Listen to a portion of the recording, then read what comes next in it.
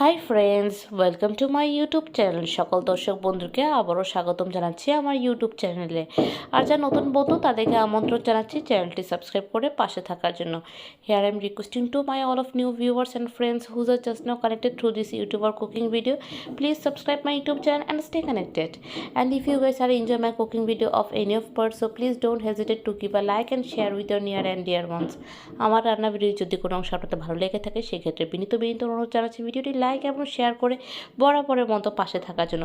আর বন্ধুরা, আজকের রেসিপিটি হচ্ছে খুবই মজাদার এবং ঝটপট একটি রেসিপি, একটি সামুদ্রিক মাছের মজাদার একটি আলুর রেসিপি। তো friends, today's we are presenting a very delicious and tempting and very easy and peasy. We are presenting a Bengali sea fish curry recipe in very minimal ingredients. So I hope this recipe will win your heart, and please let us know your valuable comments in our comment section because your each and every comments always motivated us. তো আর কথা না বাড়িয়ে চলুন তাহলে শুরু করে নিই। Let's get started. তো বন্ধুরা, এখানে আমি প্রথমে নিয়ে নিচ্ছি সেদ্ধ আলু। আলুটাকে আমি আগে থেকে সেদ্ধ করে নিয়ে নিচ্ছি।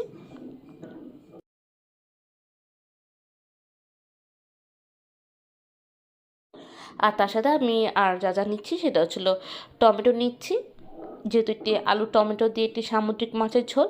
আর অবশ্যই আমি সেই সামুদ্রিক মাছটাকে আমি সুন্দরভাবে ধুয়ে পরিষ্কার করে এবং সুন্দর করে 4-5 পিসে আমি কেটে নিয়ে নিয়েছি।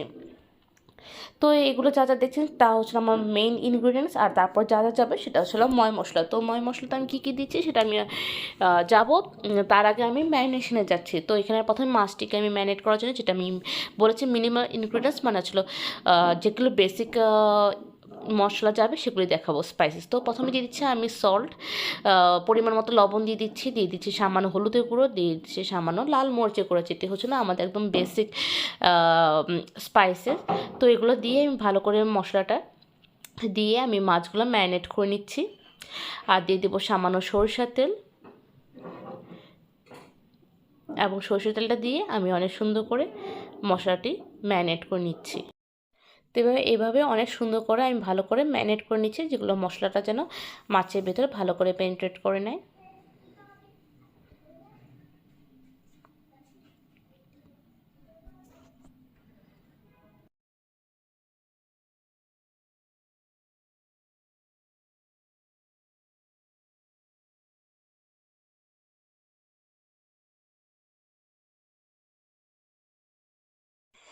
তো এখানে মাছগুলোকে আমি ভালো করে মশলা মেখে নিয়েছি। এখন আমি চলে যাব পরবর্তী স্টেপে আমি হচ্ছে আলুতে আমি কিছু মশলা ব্যবহার করব। তো আমি দিয়ে দিচ্ছি সামান্য পরিমাণ মতো লবণ দিয়ে দিচ্ছি, দিয়ে দেবো সামান্য হলুদের গুঁড়ো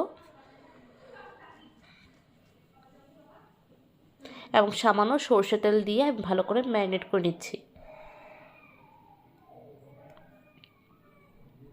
এখন চলে যাব মশলা মিক্সচারে। তো এখানে আমি একটি বল নিয়ে নিচ্ছি। বলে আমি 1 টেবিল স্পুন হলুদের গুঁড়ো নিয়ে নিচ্ছি, 1 টেবিল স্পুন লাল মরিচের গুঁড়ো,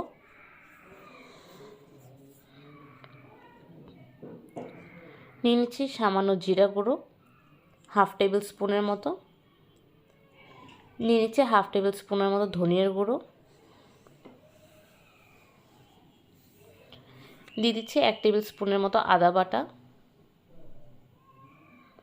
দিয়ে দিচ্ছি পরিমাণ মতো নুন,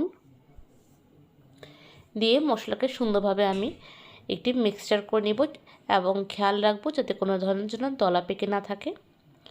তো মশলাটাকে আমি এটাকে মিক্সড করে নেব। অতঃপর আমি চলে যাব পরবর্তী ধাপে আমি চলে যাব কড়াই নিব। কড়াইটাকে ভালো করে গরম করব। গরম করার পর আমি এখানে দিয়ে দেবো পরিমাণ মতো তেল, এবং আমি ওয়েট করব তেলটা যেন ভালো করে গরম হয়ে আসে।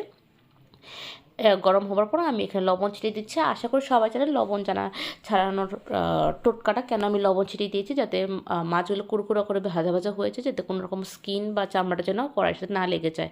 তো এখন একে একে করে আমি সবগুলো ম্যারিনেট করে রাখা মাছগুলো আমি দিয়ে দিব ভাজার জন্য। তো I will fry it until its get golden brown colour. তো আমি এটাকে এপিট ওপিট করে সুন্দরভাবে দুপিট করে ভালো করে ভাজা করে নিব।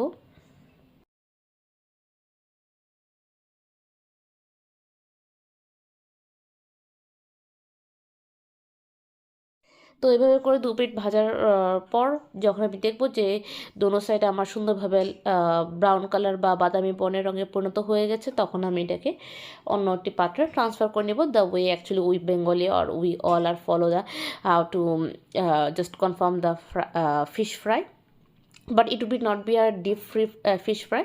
এটা আমি কি জাস্ট সুন্দরভাবে আমি হালকা করে ভাজা ভাজা করে নিচ্ছি, এবং ফিশ হেডটাকেও আমি ঠিক একই রকমভাবে ভাজা ভাজা করে নিয়ে নেব। আর এভাবে করে আমি প্রতিটি ব্যাচ ভাজা ভাজা করে নিয়ে নেব, এবং ভাজার পর আমি এটাকে অন্যটি পাত্রে ট্রান্সফার করে দিচ্ছি।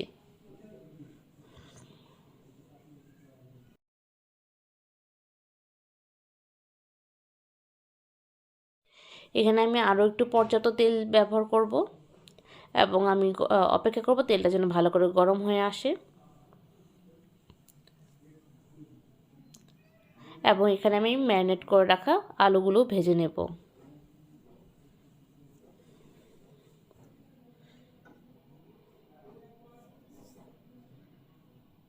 তো আলুগুলোকে আমি এপিট ওপিট করে সুন্দর করে ভাজা ভাজা করে নেব।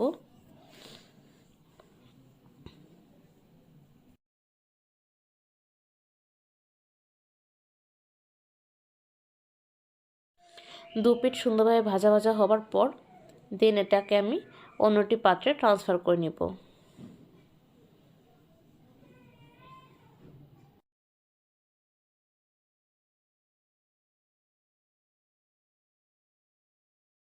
এভাবে করে আমি সবগুলো আলু ভেজে নেব, এবং যেহেতু এটা আগে থেকে সেদ্ধ করা আছে তো জাস্ট আমি হালকা ফ্রাই করে নেব, বাদামি বর্ণের করে নিব, এবং এটাকে আমি অন্যটি প্লেটে বা বাটিতে ট্রান্সফার করে নিচ্ছি। এরপর আমি সেম তেলে আমি এখানে ফোড়ন হিসেবে নিচ্ছি জিরা, এলাচ, দারচিনি এবং তেজপাতা। আর এভাবে করে আমি কয়েক সেকেন্ডের জন্য ভাজা ভাজা করে নেব, যতক্ষণ পর্যন্ত এটা হালকা বাদামি রঙে পরিণত না হচ্ছে। তবে খেয়াল রাখবো এটা যেন পুড়ে না যায়। আর এখানে আমি একটি মশলার মিশ্রণটি দিয়ে দিচ্ছি, দিয়ে আমি মশলাটি ভালো করে কষিয়ে নিচ্ছি, আর সামান্য একটু গরম জল ব্যবহার করছি। এবং মশলাটা আমি ততক্ষণ পর্যন্ত কুক করবো যতক্ষণ পর্যন্ত তেলটি বিভক্ত না হয়ে যাচ্ছে। So I will cook it until the oil get separates. তো এভাবে করে আমি কষানোর পর আমি এখানে প্রথমে দিয়ে দেবো টমেটো, এবং টমেটো সহকারে আমি মশলাটাকে ভালো করে আমি কষিয়ে নিচ্ছি। অতঃপর আমি এখানে সামান্য গরম জল দিয়ে দিচ্ছি, এবং দিয়ে 3 থেকে 4 মিনিটের মতো এভাবে করে কষাতে থাকবো। তো এভাবে করে যখন আমি বুঝে নেব যে মশলাটা ভালো করে কষানো হয়ে গেছে, তখন আমি ঝোলের মাত্রা বুঝে আমি এখানে মশলার রেশিও বুঝে আমি এখানে দিয়ে দিচ্ছি 1 কাপের মতো জল। আপনারা আপনাদের ঝোলের মাত্রা অনুসারে আপনারা জল ব্যবহার করে নেবেন। আর এই পর্যায়ে আমি দিয়ে দিচ্ছি 2 থেকে 3টি চেরা কাঁচা লঙ্কা, এবং একই ওয়েতে আমি এটাকে আরও 1 থেকে 2 মিনিট কুক করব, এবং তার সাথে আমি দিয়ে দিচ্ছি সেই সেদ্ধ করার পর ভাজা যে আলুগুলো দিয়ে দিচ্ছি।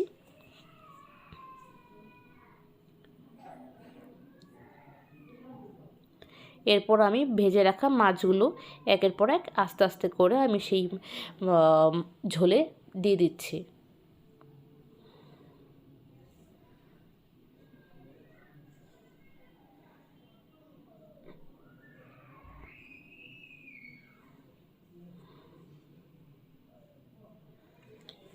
আর এভাবে করে আমি সবগুলো মাছ আস্তে আস্তে করে দিয়ে আমি এটাকে আরও কিছুক্ষণের মতো কুক করব। তো এইভাবে আমি আস্তে আস্তে করে নাড়াচাড়া করে আরও 5 থেকে 6 মিনিটের মতো আমি এটাকে হাই ফ্লেমে কুক করব, এবং it's a very easy way you can prepare it. তো আমি এখানে জাস্ট ঝোলের মাত্রা অনুসারে আমি জলটা দিয়েছি, আপনারা কিন্তু একবারেই দিতে পারেন আমার মতো ভাগে ভাগে না দিয়ে।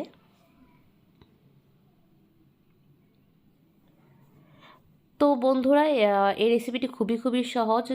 যারা ব্যাচেলার বা যারা হচ্ছে প্রবাসী তারা এই রেসিপিটি খুব আরামসে করে ফেলতে পারে।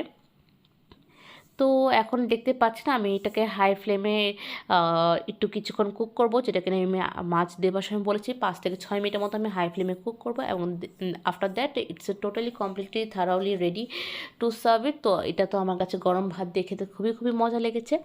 তো বন্ধুরা, আজকের রেসিপিটা আপনাদের কাছে কেমন লাগলো অবশ্যই জানাবেন, কারণ আপনাদের প্রতিটি মন্তব্য আমাদের শিরোধার্য, আমাদের সেগুলো পড়তে এবং আমাদের একটু শুনতে ভালো লাগে, এবং এগুলো আমাদের অনেক অনেকভাবে ইন্সপায়ার করে।